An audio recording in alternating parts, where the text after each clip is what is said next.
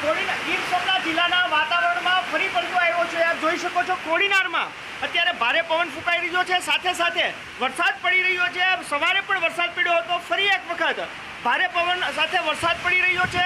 દરિયાની વાત કરવામાં આવે તો દરિયો પણ તોફાની બન્યો છે। દરિયા નજીક પણ ભારે પવન ફૂંકાઈ રહ્યો છે। ક્યાંક ને ક્યાંક લોકોમાં દહેશત છે વાયુ નામના વાવાઝોડાને લઈને। હાલ વાયુ નામના વાવાઝોડાની અસર જોવા મળી રહી છે। દિલીપ મોરી, ABP અસ્મિતા, ગીર સોમનાથ।